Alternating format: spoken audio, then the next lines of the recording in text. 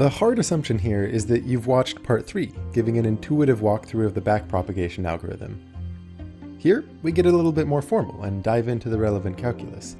It's normal for this to be at least a little confusing, so the mantra to regularly pause and ponder certainly applies as much here as anywhere else. Our main goal is to show how people in machine learning commonly think about the chain rule from calculus in the context of networks, which has kind of a different feel from how most introductory calculus courses approach the subject. For those of you uncomfortable with the relevant calculus, I do have a whole series on the topic. Let's just start off with an extremely simple network, one where each layer has a single neuron in it. So this particular network is determined by 3 weights and 3 biases, and our goal is to understand how sensitive the cost function is to these variables. That way we know which adjustments to those terms is going to cause the most efficient decrease to the cost function. And we're just going to focus on the connection between the last 2 neurons. Let's label the activation of that last neuron with a superscript L, indicating which layer it's in. So the activation of the previous neuron is a L-1. These are not exponents, they're just a way of indexing what we're talking about, since I want to save subscripts for different indices later on. Now let's say that the value we want this last activation to be, for a given training example, is y. For example, y might be 0 or 1. So the cost of this simple network for a single training example is AL minus y squared. We'll denote the cost of that one training example as C0. As a reminder, this last activation is determined by a weight, which I'm going to call WL, times the previous neuron's activation, plus some bias, which I'll call BL. And then you pump that through some special nonlinear function like the sigmoid or a ReLU. It's actually going to make things easier for us if we give a special name to this weighted sum, like Z, with the same superscript as the relevant activations.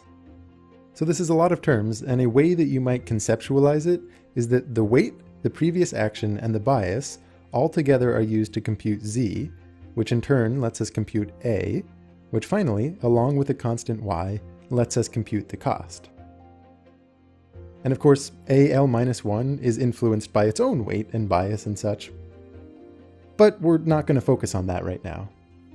Now all of these are just numbers, right? And it can be nice to think of each one as having its own little number line. Our first goal is to understand how sensitive the cost function is to small changes in our weight, WL. Or phrased differently, what is the derivative of C with respect to WL? When you see this del W term, think of it as meaning some tiny nudge to W, like a change by 0.01.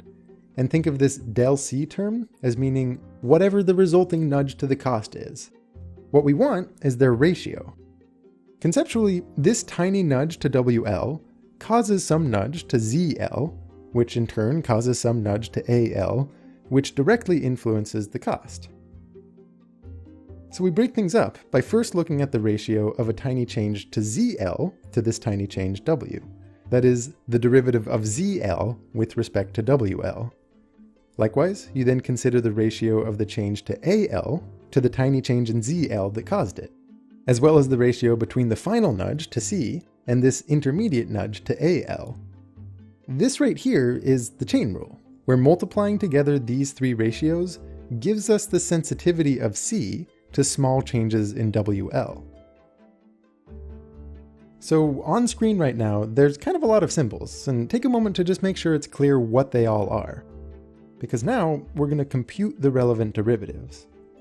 The derivative of C with respect to AL works out to be 2 times AL minus Y. Notice, this means that its size is proportional to the difference between the network's output and the thing that we want it to be. So if that output was very different, even slight changes stand to have a big impact on the final cost function. The derivative of AL with respect to ZL is just the derivative of our sigmoid function, or whatever nonlinearity you choose to use. And the derivative of ZL with respect to WL, in this case, comes out just to be AL minus 1. Now I don't know about you, but I think it's easy to get stuck head down in the formulas without taking a moment to sit back and remind yourself of what they all actually mean.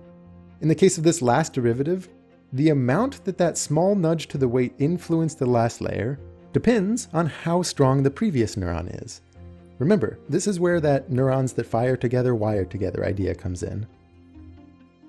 And all of this is the derivative with respect to WL only of the cost for a specific single training example. Since the full cost function involves averaging together all those costs across many different training examples, its derivative requires averaging this expression that we found over all training examples. And of course, that is just one component of the gradient vector, which itself is built up from the partial derivatives of the cost function with respect to all those weights and biases. But even though that's just one of the many partial derivatives we need, it's more than 50% of the work. The sensitivity to the bias, for example, is almost identical. We just need to change out this del z del w term for a del z del b. And if you look at the relevant formula, that derivative comes out to be 1. Also, and this is where the idea of propagating backwards comes in, you can see how sensitive this cost function is to the activation of the previous layer. Namely, this initial derivative in the chain rule expression, the sensitivity of z to the previous activation, comes out to be the weight, WL. And again, even though we're not going to be able to directly influence that previous layer activation, it's helpful to keep track of, because now we can just keep iterating this same chain rule idea backwards to see how sensitive the cost function is to previous weights and previous biases. And you might think that this is an overly simple example, since all layers just have one neuron, and that things are going to get exponentially more complicated for a real network. But honestly, not that much changes when we give the layers multiple neurons. Really, it's just a few more indices to keep track of. Rather than the activation of a given layer simply being AL, it's also going to have a subscript indicating which neuron of that layer it is. Let's go ahead and use the letter K to index the layer L-1 and J to index the layer L. For the cost, again, we look at what the desired output is, but this time we add up the squares of the differences between these last layer activations and the desired output. That is, you take a sum over ALJ minus YJ squared.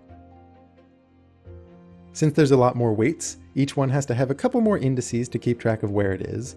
So let's call the weight of the edge connecting this kth neuron to the jth neuron WLJK.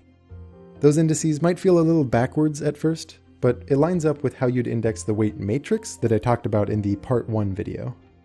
Just as before, it's still nice to give a name to the relevant weighted sum, like z, so that the activation of the last layer is just your special function, like the sigmoid, applied to z. You can kind of see what I mean, right? Where all of these are essentially the same equations that we had before in the one neuron per layer case, it's just that it looks a little more complicated. And indeed, the chain rule derivative expression describing how sensitive the cost is to a specific weight looks essentially the same. I'll leave it to you to pause and think about each of those terms if you want.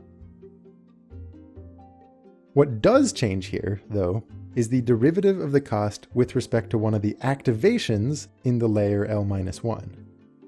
In this case, the difference is that the neuron influences the cost function through multiple different paths. That is, on the one hand, it influences AL0, which plays a role in the cost function, but it also has an influence on AL1, which also plays a role in the cost function, and you have to add those up. And that, well, that's pretty much it. Once you know how sensitive the cost function is to the activations in this second to last layer, you can just repeat the process for all the weights and biases feeding into that layer. So pat yourself on the back. If all of this makes sense, you have now looked deep into the heart of backpropagation, the workhorse behind how neural networks learn. These chain rule expressions give you the derivatives that determine each component in the gradient that helps minimize the cost of the network by repeatedly stepping downhill. If you sit back and think about all that, this is a lot of layers of complexity to wrap your mind around. So don't worry if it takes time for your mind to digest it all.